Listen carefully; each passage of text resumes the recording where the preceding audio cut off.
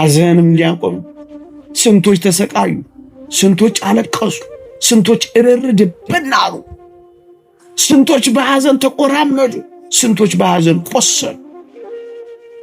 ሐዘን የሌለባትን ከተማ አትናፍቁ። ስቃይ የሚያቆምባትን ከተማ፣ ዋይታ የሚያቆምባትን ከተማ፣ ጩኸት የሚያቆምባትን ከተማ አትናፍቁ። ዋይታ የበዛባት፣ ለቅሶ የበዛባት፣ ግፍ የበዛባት፣ ጭካኔ የበዛባት እቺ የምንኖርባት ከተማና ዓለም አሁን የሐዘን ከተማ ናት። ሙሉ ለሙሉ ከሰማናትና ካየናት ልብ የምታደማ ናት። እንደ ሰው የሰው ነገር የሚገባን ስለ ሰው ግድ የሚሰጠን ከሆነ ምን ነው በሄድኩ የምታሰኝን። የማትናወጸውን ከተማችንን እንፈልጋለን። ሁከት የሌለባትን ከተማችንን እንፈልጋለን። የጸጥታ አስከባሪ የሌለባትን ከተማችንን እንፈልጋለን። ሚሊሻ የማይሰማራበትን ከተማ እንፈልጋለን። ተዋጊ የሌለባትን ከተማ እንጠብቃለን። እሷ ናት ከተማችን።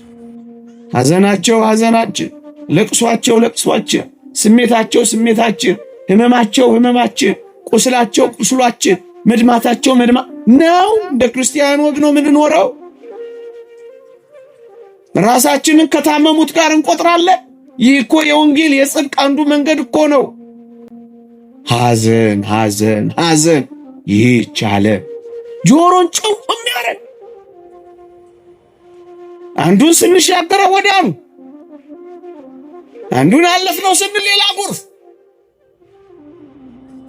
አንዱን ተጠለልነው ስንል ሌላው ዶፉ ሐዘን። ታዲያ በዚህች የሐዘን ከተማ፣ በዚህች የሐዘን ዓለም በቃ ዝም ብለን ነው የምንፈልገው። በዚህ የምትኖር ከተማ የለችንም። ትመጣ ዘንድ ያላትን እንፈልጋለን እንጂ። የሐዋርያው የቅዱስ ጳውሎስ መልእክት ወደ ዕብራውያን ሰዎች ምዕራፍ 13 ቁጥር 14 በዚህ የምትኖር ከተማ የለችንም። በዚህ ኃይለ ቃል አቆያችኋለሁ። በዚህ የምትኖር ከተማ የለችንም። ለክርስቲያኖች እንድንሰማው ከሚገባው ነገር አንዱ በዚህ ዓለም በዚህ ምድር የምንናፍቃት ሌላ ከተማ እንደሌለችን ይልቁንም ግን በተስፋ የምንጠብቃት ልባችን የሚናፍቃት በዚያ ለዘላለም እንድንኖር የምንጠብቃት ሌላ የተስፋ ሀገር፣ ሌላ የተስፋ ከተማ፣ ሌላ የተስፋ ሕይወት እንዳለን አድራሻዋንም ከተማዋንም ማወቅ ይገባናል።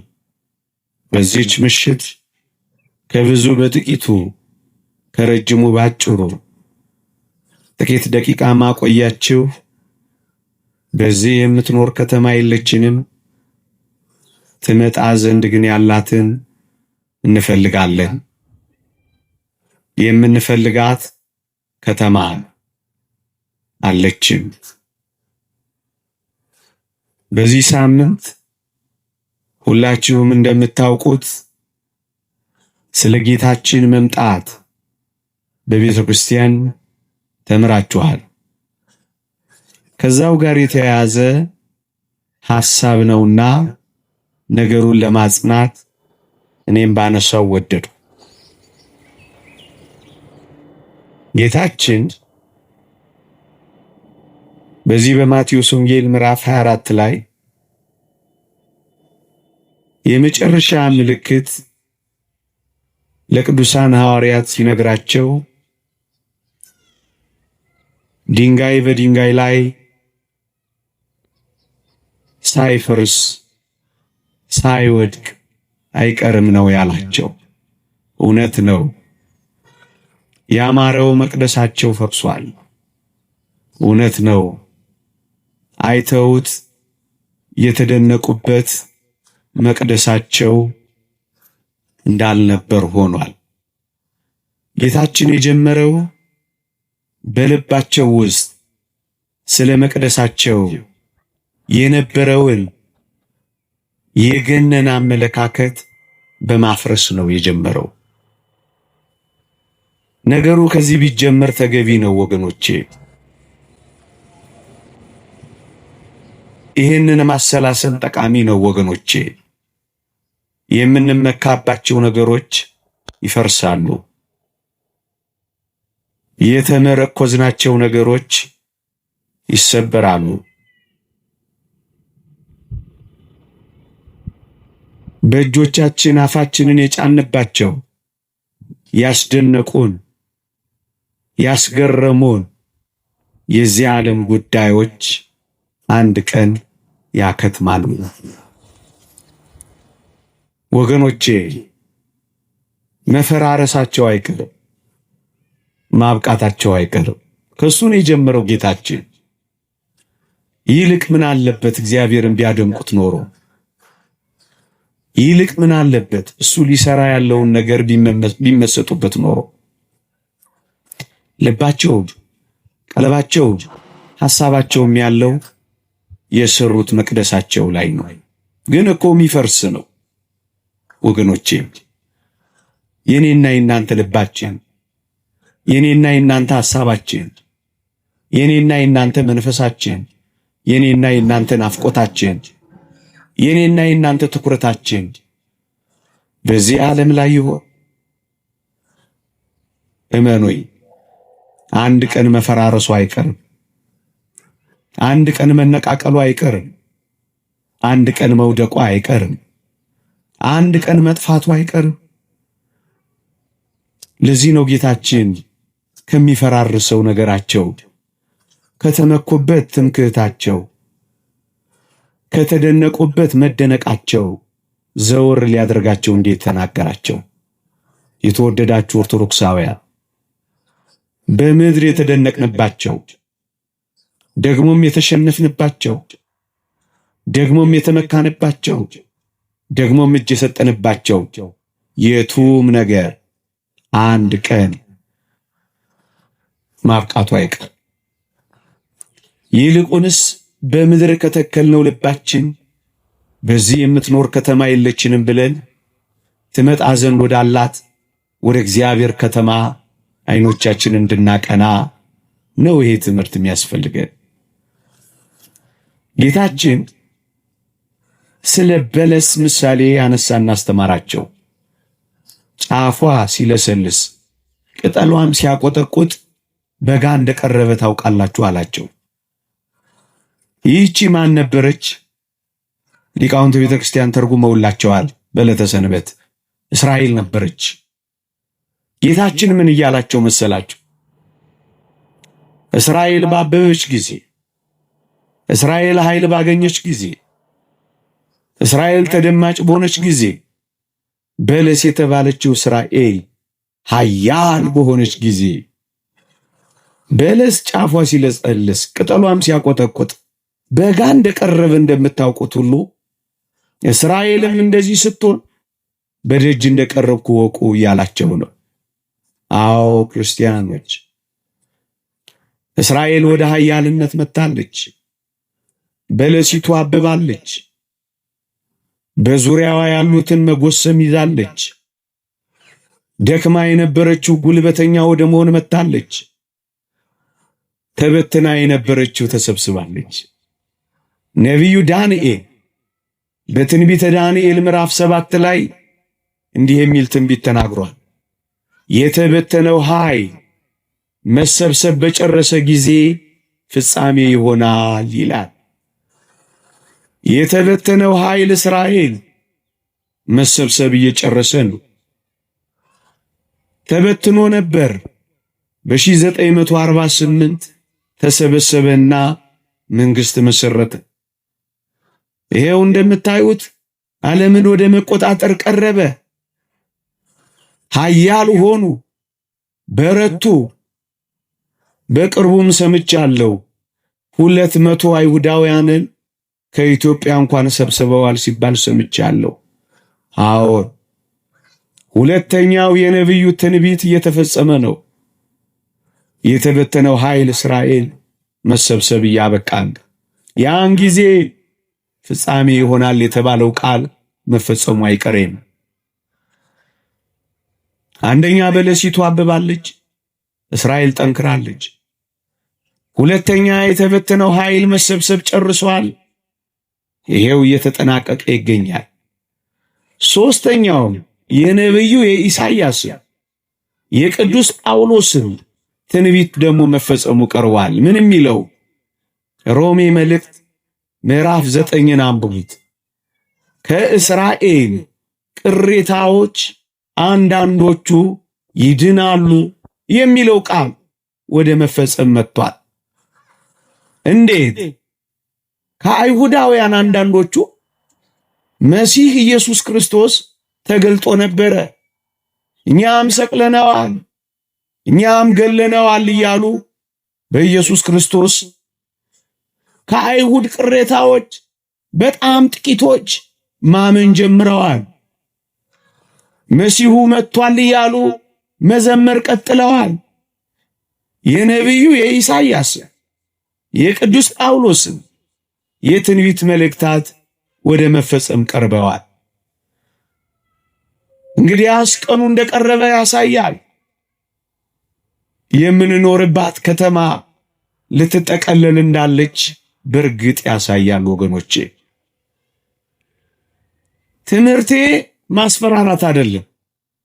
ይልቁንም ይህችኛዋ ድንጋይ በድንጋይ ላይ የሚፈርስባት፣ አለቶች የሚሰነጠቁባት፣ በታላቅ ግርማ በሚያንቀጠቅጥ ሞገስ በነፋስ ኃይል የሚበትናት፣ በዚህ የምትኖር ለዘላለም የምትጸና ከተማ የለችንማ። እኛ ክርስቲያኖች የምንጣበቅባት፣ አንለቅሽም የማንላት፣ ልባችንን የምንተክልባት፣ ፍጹም ተስፋችን የምናረጋት፣ አንቺ ከሌለሽ አልኖርም የምንልባት በዚህ የምትኖር ከተማ የለችንም። እቺ ከተማ ወይም እቺን ዓለም ማለቴ ነው በጨለማው ዓለም ገዢ በዲያብሎስ እየተያዘች እንደሆነ ያስታውቃል። ሐዋርያው ቅዱስ ጳውሎስ የጨለማው ዓለም ገዢ ብሎታል። ዲያብሎስ በክፋት እየባሰች፣ በነገር እየጠቆረች፣ በመከራ እየወየበች፣ በወንጀል እየጠለሸች ደግሞም እየከሰመች ናት ያለችው። ያቺ መኃልየ መኃልይ ሰሎሞን ላይ እንዳለችው እንደዚያች ሙሽሪት ትመስላለች። ፀሐይ መልኬን አጥቁሮታል አክስሎታልና አትዩኝ እንደምትለው እንደዛች ሙሽሪት ትመስላለች። ጠቁራለች፣ ጨልማለች፣ ብዙ ብርሃን የላትም፣ በጨለማ ትመላለሳለች። የጽድቅ ሥራ ርቋታል፣ ከንቱነት በስቶባታል፣ ጨለማ የወረሳት መስሏል።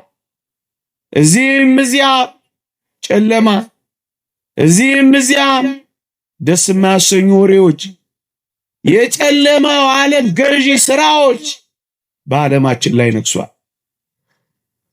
በዚህ ምክንያት ይህች ዓለም በጨለማው ገዥ ቁጥጥር ውስጥ የምትገባ ትመስላለች።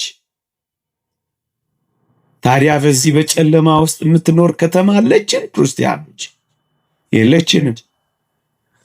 ታዲያ የኔና የናንተ ከተማ ማን ናት? የምትመጣው ናታ። እሷ ምን አይነት ናት? ጨለማ የሌለባት ከተማ። እሷ ምን አይነት ናት? የብርሃን ጎርፍ፣ የብርሃን ሿሿቴ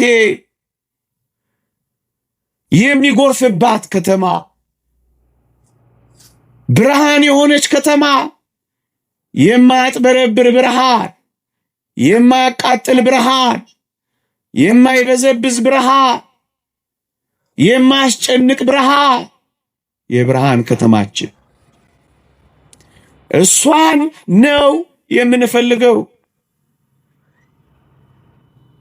በዚህ ዓለም የምትኖር የጨለማ ከተማ የለችንም። እናስ የብርሃኗን ከተማ እንፈልጋለና። እሷ ማን ናት? የምትመጣው ሰማያዊት ኢየሩሳሌም ናት። ብርሃኗ ማን ነው? ቅዱስ ዮሐንስ በራእዩ አንድ አስደናቂ ነገር ይነግረናል። ምን ይላል? በጉ መብራቷ ስለሆነ ፀሐይና ጨረቃ ሊያበሩላት አያስፈልጋትም የሚላት ከተማ ናት። ነቢዩ ኢሳይያስም ተናግሮላታል። ፀሐይ በቀን አበራላትም፣ ጨረቃም በሌሊት አያስፈልጋትም፣ ከዋክብትም በሰሌዳዋ ላይ አይነጠፉላትም። በጉ ኢየሱስ ክርስቶስ መብራቷ የሆነላት ከተማ እሷን እንፈልጋታለን ይላል። ወጥቶ የማይጠልቅ ብርሃን ኢየሱስ ክርስቶስ፣ አብርቶ የማይጨልም ብርሃን ኢየሱስ ክርስቶስ፣ ነግቶ የማይጠልቅ ብርሃን ኢየሱስ ክርስቶስ፣ ወጥቶ የማይበዘብዝ የማያጥበረብር ብርሃን ኢየሱስ ክርስቶስ። መብራቷ የሆነላትን ከተማ አትናፍቋት? ምን አይነት ትሆን እቺ ከተማ?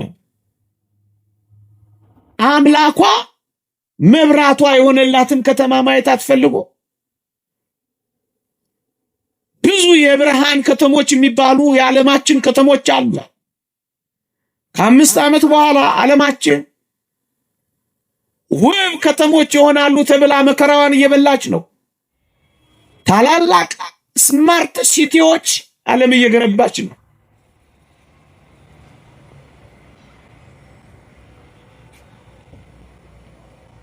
በጣም ብዙ በብርሃን የተጥለቀለቁ ከተሞችን በዓለማችን ላይ እያየን ነው። እሰየው ይሁን። እኛ ግን አሁን ያልኳችሁን ፀሐይና ጨረቃ የማያበሩላትን ከተማ እንፈልጋለን። ብርሃን የሞላላትን ከተማ እንፈልጋለን። ለብርሃኗ የውሃ ኃይል የማያስፈልጋት፣ ለብርሃኗ የንፋስ ኃይል የማያስፈልጋት፣ ለብርሃኗ የኤሌክትሪክ ኃይል የማያስፈልጋት፣ ለብርሃኗ የዚህ ምድር ሀብት የማያስፈልጋት፣ ያን ብርሃናችንን አምላካችንን የምናይበት ልዩ የብርሃን ከተማ እንዳለችን ታውቃላችሁ። በዚህ የምትኖር ከተማ የለችንም። ትመጣ ዘንድ ያላትን የብርሃን ከተማ ግን እንፈልጋለን። ክርስቲያኖች አሁንም በዚች በጨለማው ዓለም ተጣብቀን ይሆን?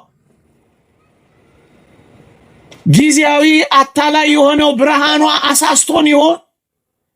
አይደለም። ሌላ የብርሃን ከተማ አለችን። እሷን ከተማ እንፈልጋታለን።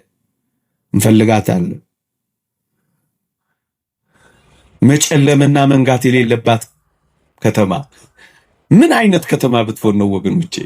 እቺን ከተማ ክርስቲያኖች አገራችን፣ አድራሻችን፣ ቦታችን ይቺ ከተማ ናት ወገኖቼ። ከሰማችኋቸው፣ በመጽሔት ካያችኋቸው፣ በፊልም ከተረዳችኋቸው ከአስደናቂ የዓለማችን ከተሞች ጋር አይን አይቷት፣ ጆሮ ሰምቷት፣ ቅኔ ተቀኝቷት፣ ብዕር ቃኝቷት፣ ልብ አስቧት የማየው ልዩ ከተማ ለእኔና ለእናንተ ተዘጋጅታለች። እኔ ልገልጻት አልችልም፣ መጽሐፍም ያቅተዋል። ግን ቃል ገብቶልናል። የብርሃን ከተማ አለች። እሷን ከተማ ትፈልጋላችሁ? ወደዚህች ከተማ ጉዞ ጀምረናል። ይህችን ከተማ መናፈቅ ይዘናል። የጨለማ ከተማ ሳይሆን የብርሃን ከተማ ለብርሃን ልጆች ለክርስቲያኖች ያስፈልጋሉ። የብርሃን ልጆች የሚገቡባት የብርሃን ከተማ ይህች ናት ከተማችን። ክርስቲያኖች ጨለማ ከተማ የለችን። በክፉ የተያዘች ከተማ አትኖረንም። አንድ ቀን ትተናት መሄዳችን አይቀሬ ነውና ይልቅ ልባችን፣ ይልቅ ሕሊናችን፣ ይልቅ ተስፋችን፣ ይልቅ ትልማችን፣ ይልቅ ሪያችን ወደዚህች የብርሃን ከተማ የምንጓዝ ሊሆን ይገባል። የተወደዳችሁ ኦርቶዶክሳውያን ድንጋይ የተካበችውን ብሎኬት የከበባትን ምናልባት ቢበዛ እብነ በረድ የተደረበባትን ይህቺን ከተማ አነውልላችሁ ትሆን? ይህቺ በድንጋይ ላይ የተካበች ይህቺ ከተማ አስደንቃችሁ ይህቺን የሰማይ መንገድ ጉዞ ትመጣ ዘንድ ያላትን ረስታችኋት ከሆነ ማስታወስ እኮ ፈልጌ ነው ወገኖቼ። ድንጋይ የተካበባት ከተማ አይደለም አሁንም ነግራችሁ። ብሎኬት የታጠረባት ከተማ አይደለም አሁንም ማወራላችሁ። እብነ በረድ የተደረደረባት ከተማ አይደለም ማወራላችሁ። ጥርብ ድንጋይ የተካበባት ከተማ አይደለም ምናውጅላችሁ። እና ምንድነው ካላችሁ ወይ ከተማይቷ ወርቅ ነበረች ይላል። ለንጽጽር ያክል እንጂ ከዛ በላይ ናት። ብሎኬትና የድንጋይ ካብ እንዳይመስላችሁ።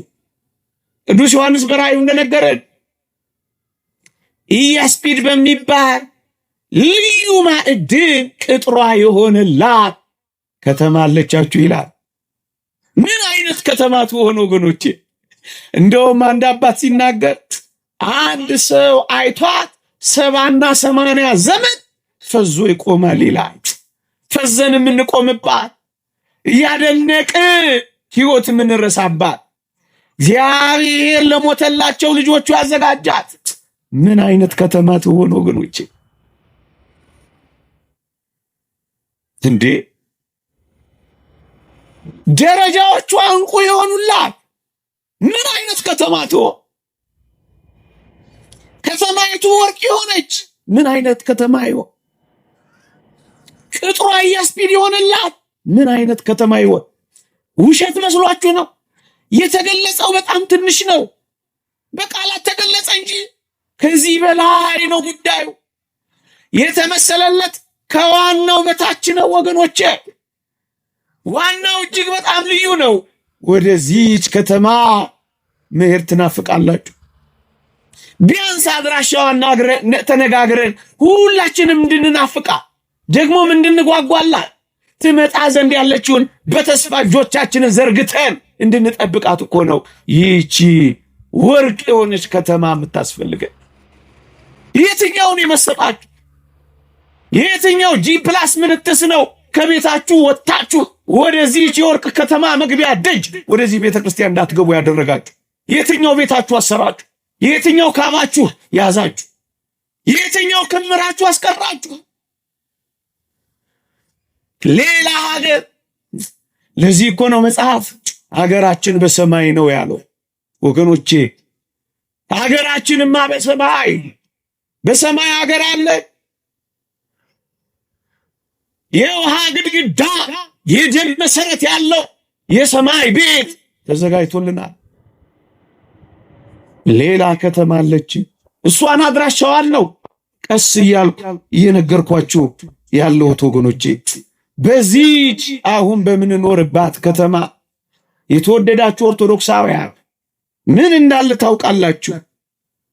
አሁን በዚህች በሚኖሩት ላይ ቅዱስ መጽሐፍ እንደሚናገረው ይልቁንም በመጨረሻው ዘመን መፍራትና መንቀጥቀጥ ዝንጎችን ያዛቸው እንዳለ የተዘናጋነውን መፍራትና መንቀጥቀጥ ሳይዘን አይቀርም ወገኖቼ። ድንጋጤ አለ፣ ሁከት አለ፣ ፍርሃት አለ፣ መንቀጥቀጥ አለ፣ ስጋት አለ። ምን እንወሻሻለን? ስለ ነገ ስጋት አለን። ስለ ነገ ፍርሃት አለን። ስለ ነገ መጨነቅ አለ። ስለ ነገ መቀጥቀጥ አለ። ስለ ነገ መታወክ አለ።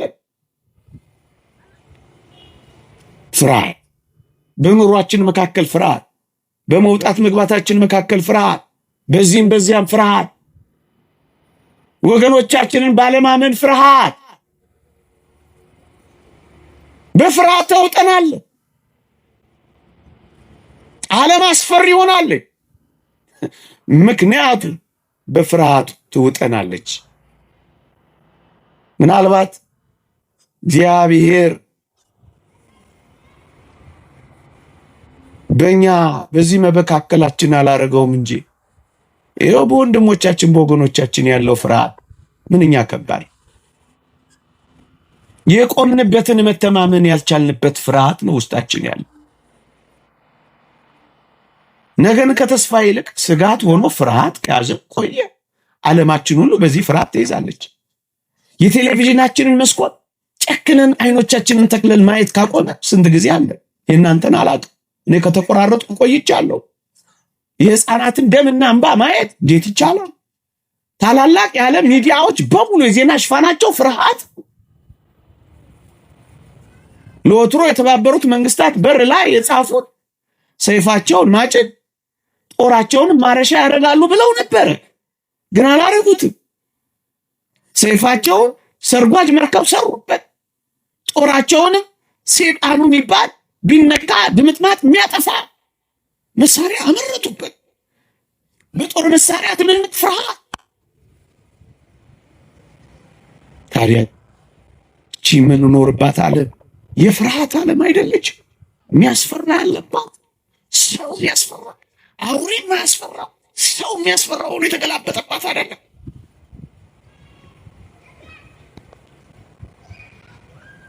በዚህ የምትኖር ከተማ የለችንም። በዚያችኛዋስ ተስፋ በምናደርጋት ክርስቲያኖች በምንጠብቃት በዚያች በምትመጣው በምንፈልጋት ከተማችን እስካላችሁ ወይ ነብዩ እንዲህ ብሎ ይናገራል፣ በዚያ የሚያስፈራው የለም ይላል። ይህ ምንኛ ደስ ያሰኛል። በፍርሃት ማንኖርባትን ከተማ እንናፍቃለን። የእናንተን አላውቅ፣ ስጋት የሌለባትን ዓለም እንናፍቃለን።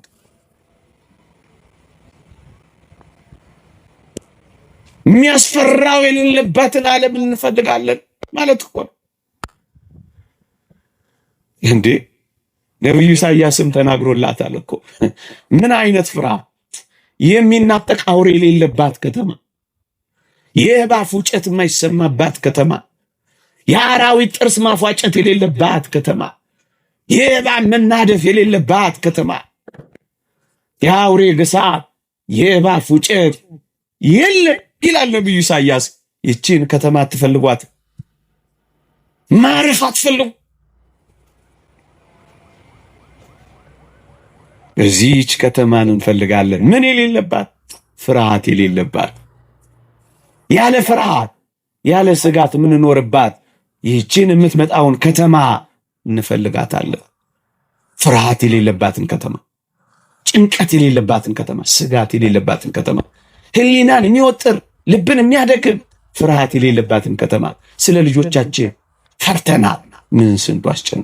ፍርሃት የሌለባትን ከተማ እንፈልጋለን። ፍርሃት የሌለባትን ከተማ እንፈልጋለን። በዚያ የሚያስፈራው የለም። እንዲህ ይላል፣ አንበሳም አይኖርበትም፣ ነጣቂ አውሬም አይወጣባትም፣ ከዚያ አይገኝ ይላል ነብዩ ኢሳያስ። ክፉዎች አይገኙባት፣ አጋቾች አይገኙ፣ አስጨናቂዎች አይገኙ። ቺን ከተማ አትናፍቋት።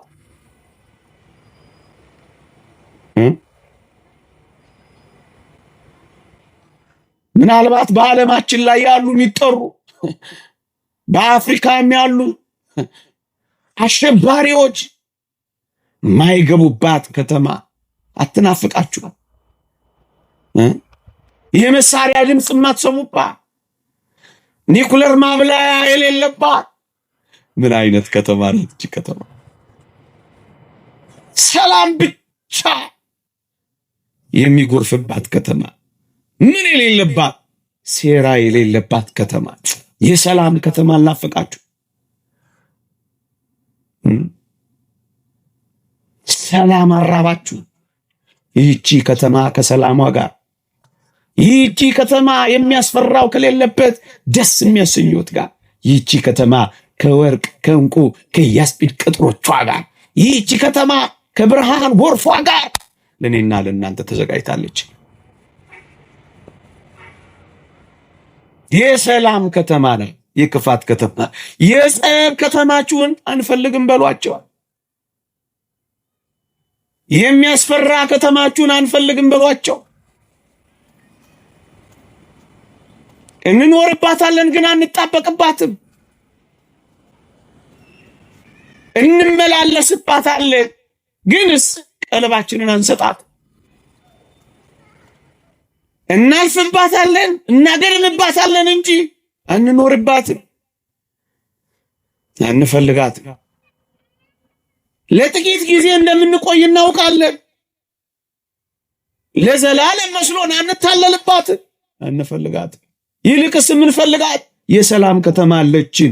እንዲህ ይላል ነቢዩ ኢሳይያስ፣ ትንቢተ ኢሳይያስ ምዕራፍ 33 ቁጥር 20 ላይ የበዓላችንን ከተማ ጽዮንን ተመልከት፣ ዓይኖች የሰላም ማደሪያ፣ ካስማውም ለዘላለም የማይነቀል አውታሩም ሁሉ የማይበጠስ የማይወገድ ድንኳን የሆነው ኢየሩሳሌምን ያያሉ ይላል።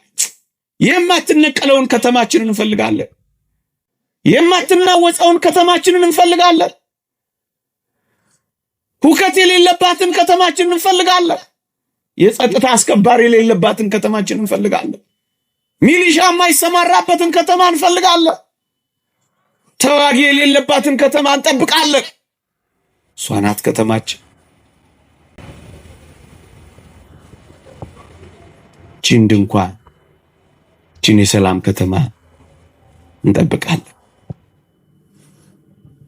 ወገኖቼ ይቺ የምንኖርባት ከተማችን ዓለማችን ማለት ነው። በነገራችን ላይ ሁላችሁም ታውቃላችሁ፣ በሽታዎች የሚፈበረኩባት፣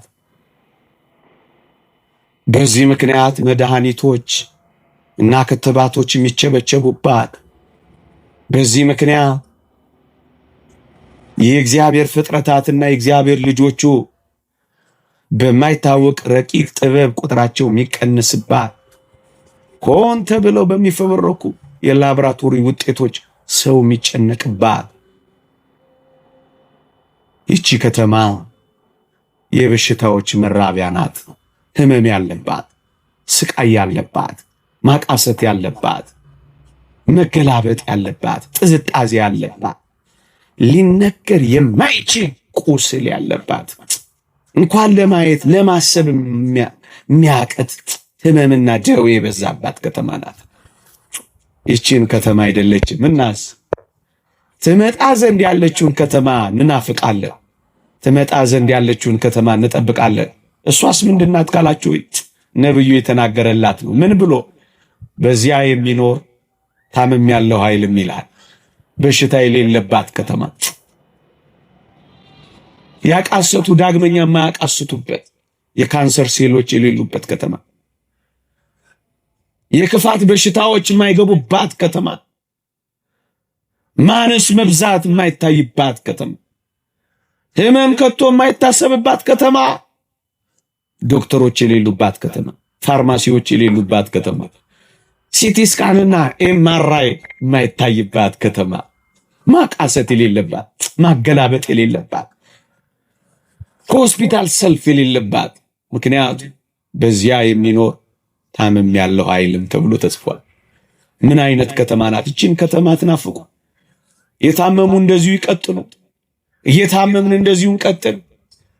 የሆነ በሽታ እየፈረኩ እያመጡ እንዲሁ እየገደሉን እንቀጥል። ይህችን ከተማ ነው የምትፈልጉ? ከበሽታ ጋር ተጣብቆ መኖር ነው የምትፈልጉ? አልዓዛርን ብትጠይቁት ምን የሚላችሁ ይመስላችኋል? ምድር ላይ ብትኖር ይሻልሃል ከደዌ ጋር ወይስ በሰማይ በጣም ምርጥና ተፈላጊ የሆነ በአብርሃም እቅፍ መኖር ትመርጣለህ ብትሉት አልወርድም ብቻ ነው የሚላችሁ ወገኖቼ። ምን ነው እኛ አልታመምን እንደሆነ ሌሎች ታመው ያቃሰቱ አይደል? እኛ አልወደቅን ከሆነ ሌሎች ወድቀው ይሆን? ናላም ያዞር ህመም ያዛቸው በሰው እጅ የተጎዱ ስንት ናቸው? ህመምና ጥዝጣዜ ያለባትን እቺን ከተማ እንፈልጋለን። ይልቅስ መታመም የሌለባት እንደውም ነብዩ ኢሳይያስ እንዴት ብሎ እንደሚገልጻት ላንብብላችሁ። ምን ይላል? እውሮች የሚያዩባት ያላል። የእውሮች አይን የሚያይባት፣ የደንቆሮ ጆሮ የሚሰማባት፣ ድዳ ምላስ የሚዘምርባት፣ አንካሳ እንደሚዳቋ የሚዘልባት ምን አይነት ከተማ ናት? ጉድለት የሌለባት በሙላት ብቻ የተሞላች ይህቺን ከተማ ትናፍቋት? ይህቺን ከተማ መኖር አትፈልጉ? ክርስቲያኖች ወደዚች ከተማ ወደ ብርሃን ከተማ እንቁና ወርቅ ወደሆነች ከተማ የሰላም ማደሪያ ህመም የሌለባት ከተማ የሚያስፈራ የሌለባት ከተማ አትቸኩለ፣ አትዘጋጁ። ልትመጣ እኮ ብዙ የቀራት እንዳይመስላችሁ። ሊመጣ ያለውም ይመጣል አይዘገይም ተብሎ ተጽፏል። ቅድም ካልኳችሁ ምልክቶች ሌላ በግልጽ በቅዱሳት መጻሕፍት የተጻፉ ቀስ እያሉ መፈጸም ጀምረዋል። ብዙ የሚቀር አይመስልም ወገኖቼ። አሁን ልባችንን፣ ሐሳባችንን፣ መንፈሳችንን ሰብስበን እንዲህ ወዳለችው ከተማ ጉዞ መጀመር የለብን። ከተማይቷን እኮ ነው ማስተዋወቃችሁ። ምናልባት ከናፍቅን ስለ አሜሪካ በጣም እየተወራ በጣም ነው ልለናል። ሁል ጊዜ እንደምንናገረው አንዳንዶቻችን ኢትዮጵያ ውስጥ ሰው ሆኖ ከመኖር ይልቅ ዋይት ሃውስ ውስጥ ሳር ሆኖ መብቀል ተሽሎናል። ምክንያቱ ወሬው በስቷል። መረጃችን ስለ አሜሪካንና ስለ ዱባይ እንጂ ስለ ኢየሩሳሌም መሆን አቅቶታል። ልባችን የማይናፍቃት፣ ህሊናችን የማይመኛት፣ አይናችን ለያት የማይጓጓው የመረጃ እጥረት ከሆነ እስኪ እናስተዋውቃችሁ እኮ ብለን ነው። በዚህ የምትኖር ከተማ ማይመች ትመጣ ዘንድ ያላትን እንፈልጋለን፣ እሷን እንጠብቃለን። አሁን የምትኖሩት እኮ ለእሷ፣ ብርድ የምትመቱት እኮ ለእሷ። ከሁሉ በላይ መንግስተ ሰማያት ከተባለ ከተወደደ ጌታችን ጋር አብረን የምንኖርባት ከተማ፣ ተድላ ደስታችን ከሆነው ፊቱን ከማየት ጋር የምንኖርባት ከተማ ምን ብሎ ቃላት ይገልጸዋል ይህን ወገኖቼ? ለዚያ እኮ ነው ያ ቅዱስ ሰው አንተን ማየት ተለል ተለል ያደርገኛል፣ ፍቅርህን ማሰብ ይነደኛል፣ አንተን መዘከር ያቃጥለኛል፣ እንደውም ይህንን ባሰብኩ ጊዜ ብዕሬን ስበራት ይለኛል ይላል ማር ይስሐቅ። ምን ቃላት ይገልጸዋል? ወደዚች ከተማ ጉዞ ጀምረናል። እውነት ትፈልጓታላችሁ ነው? ከዚች ዓለም ጋር ተጣምቀናል። ሌላ ከተማ አለች። እቺ የምንኖርባት ከተማና ዓለም አሁን የሐዘን ከተማ ናት። ሙሉ ለሙሉ ከሰማናትና ካየናት ልብ የምታደማ ናት። እንደ ሰው የሰው ነገር የሚገባ ስለ ሰው ግድ የሚሰጠን ከሆነ ምን ነው በሄድኩ የምታሰኝን?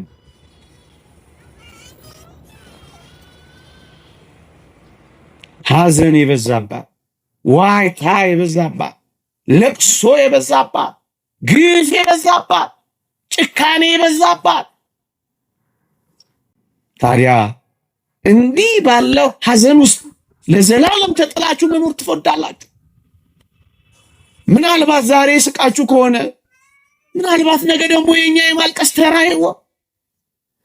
ምናልባት ዛሬ ፈንጥዘን ከሆነ ነገ የመኮራመት ወረፋኛ ጋር ይደርስ ይሆን?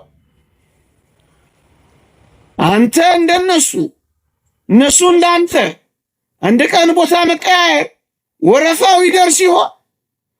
ሐዘናቸው ሐዘናችን፣ ለቅሷቸው ለቅሷችን፣ ስሜታቸው ስሜታችን፣ ህመማቸው ህመማችን፣ ቁስላቸው ቁስሏችን፣ መድማታቸው መድማ ነው። እንደ ክርስቲያን ወግ ነው የምንኖረው። ራሳችንን ከታመሙት ጋር እንቆጥራለን። ይህ እኮ የወንጌል የጽድቅ አንዱ መንገድ እኮ ነው። ሐዘን ሐዘን ሐዘን ይህች ዓለም ጆሮን ጭው የሚያረግ አንዱን ስንሻገረ ወዲያው አንዱን አለፍነው ስንል ሌላ ጎርፍ፣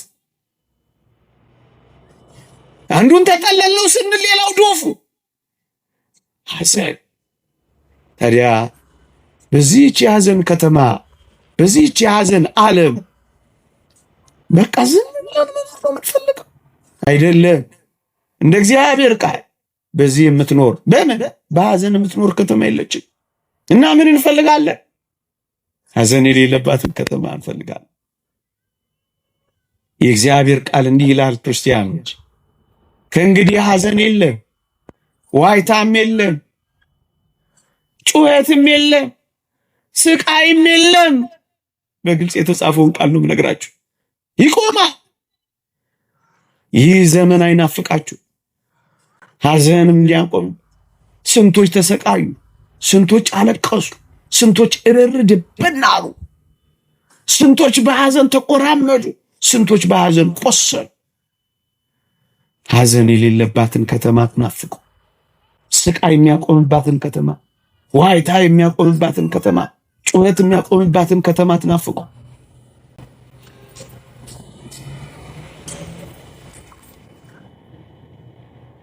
እንዴት ይታያል? እሷን እንዲህ ይላል የእግዚአብሔር ቃል፣ እንባዎችንም ሁሉ ከዓይኖቻቸው ያብሳል፣ ሞትም ከእንግዲህ ወዲህ አይሆንም፣ ሐዘንም ቢሆን ወይም ጩኸት ወይም ስቃይ ከእንግዲህ ወዲህ አይሆንም። እቺን ከተማ ትናፍቁ። እቺን ከተማ ትናፍቁ። እቺን ከተማ ትናፍቁ።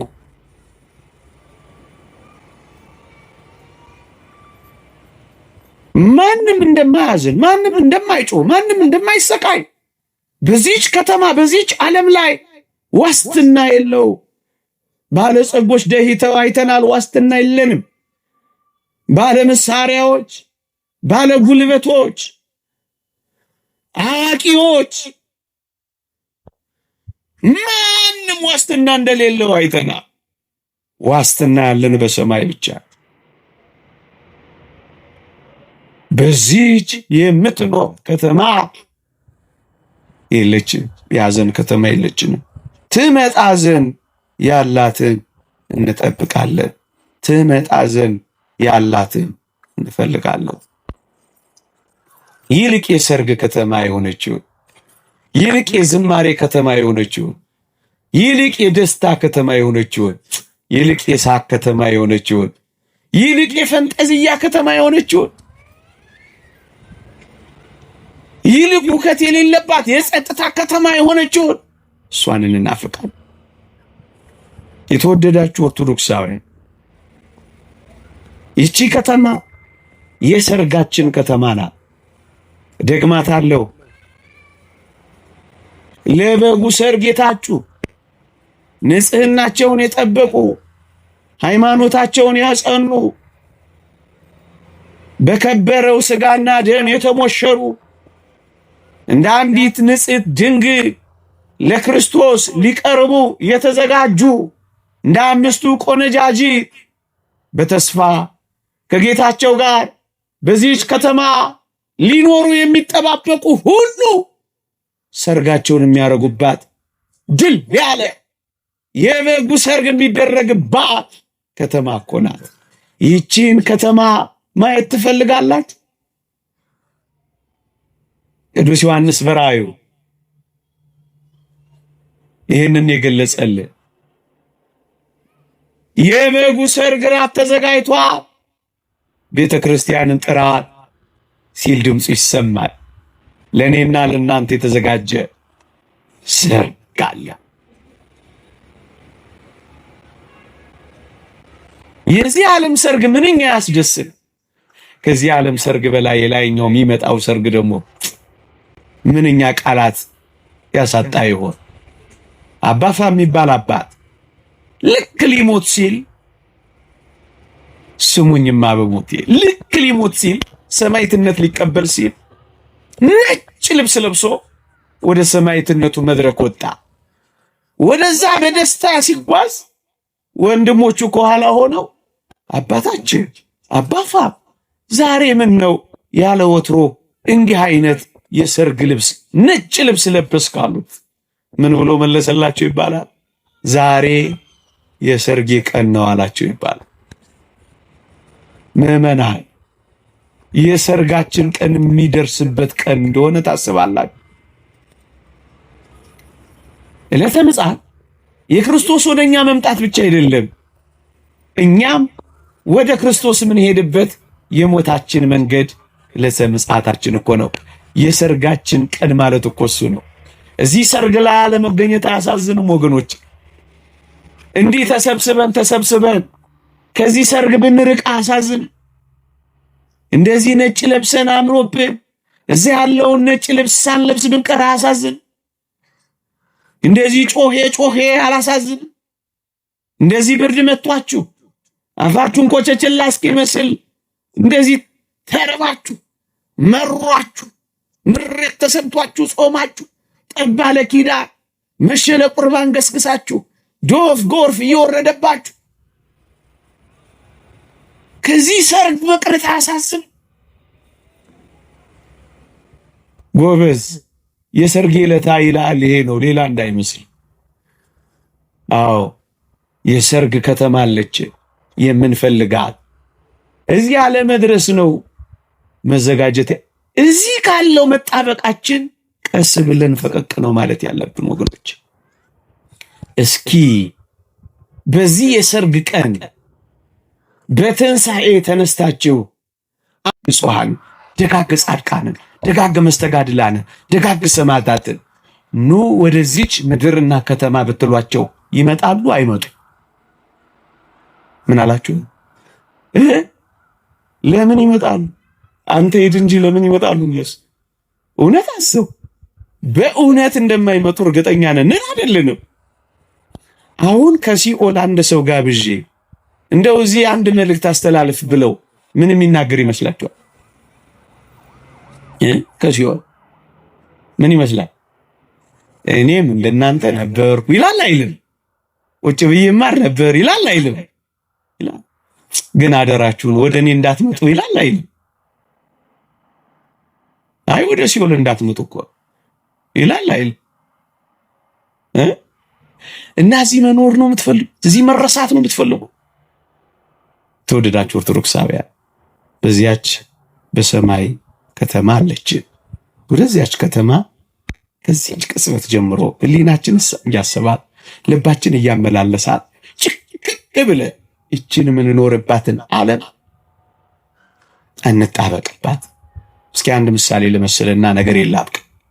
አንድ ሰው በሚያልፍባት ግን በማይኖርባት ከተማ፣ ልብ በሉ፣ በሚያልፍባት ግን በማይኖርባት ከተማ፣ እንኳን በማይኖርባት በማድርባት ከተማ ቤት ቢሰራ፣ ካርታ ቢመራ፣ ህንፃ ቢገነባ ይሄ ሰውዬ አትራፊ ነው አክሳሪ ነው? አይደለም። እንደዚያ እኮ ነው። በማንኖርባት ግን አላፊና አግዳሚ በሆንባት በዚህ ይቻላል ዋናውን ህይወታችን ቅድስናችንን፣ ዋናውን ህይወታችንን ንጽህናችንን፣ ዋናውን ህይወታችንን እግዚአብሔርን መፍራታችንን አንጠፍጥፈን ለዚህ ይቻላል ከሸጥንላት አባካኞች ነው ምን ሆነው መንገድ አላፊዎች ብቻ ነን። ምንድነው? አላፊዎች ብቻ ነን። አትንጣበቅባት። የምር ልባችንን ማሳባችንን ማንስታል። እንደ መንገደኛ እንደ አላፊ ደግሞም እንደ ስደተኛ ራሳችንን አለማምደን እንቁጠራት።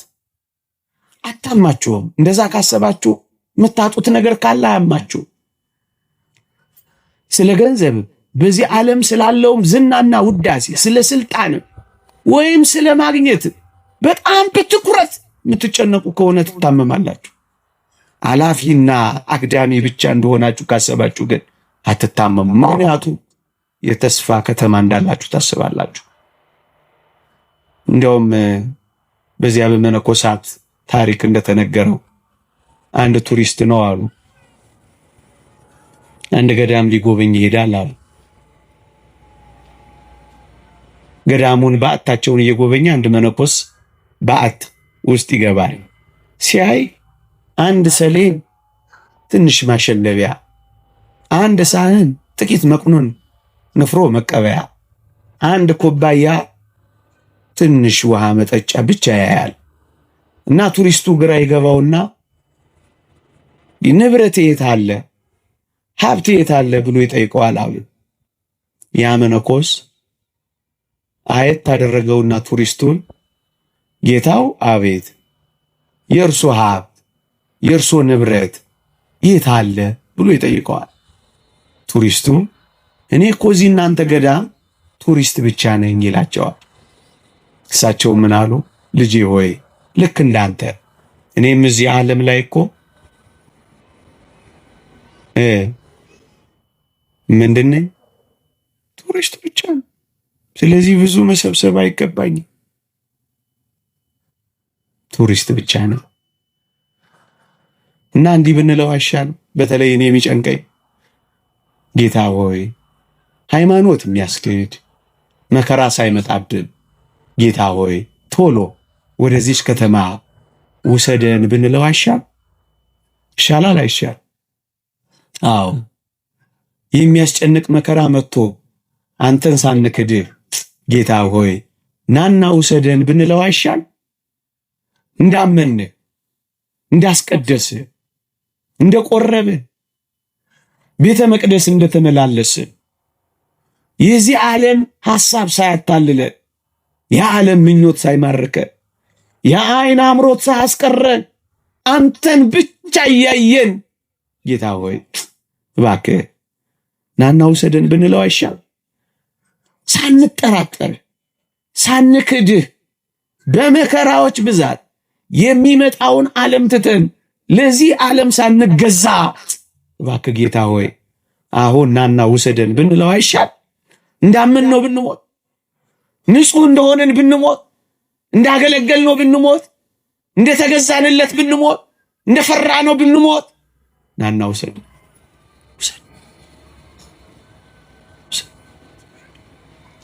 ጌታ ሆይ ቶሎናማ በዚህም አንጻር ብንለው ግሩም አይደል? አንተን ከምናጠው ይህን ከተማተን አንተ እንድናገሪ ይሄ ዓለም ከሚማርክ ማርኮን ከሚያስቀር ከዚህ ሁሉ ከተማ በአፋ ሆነን ከምንጣል ጌታ ሆይ ፈጥነ ናና ሰደ እንሞት እንደዚያ ብንል